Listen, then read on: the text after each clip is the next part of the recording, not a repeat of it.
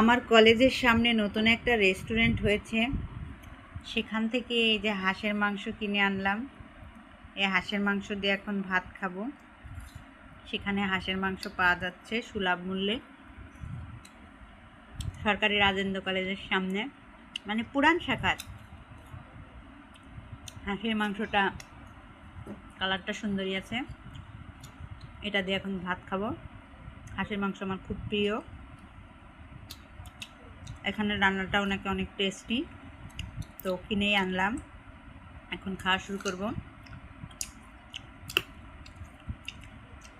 পৃথিবীর সব মাংসের চেয়ে আমার কাছে হাঁসের মাংস অনেক বেশি স্বাদ লাগে। মাঝে মাঝে হাঁস খেতে ইচ্ছা করে।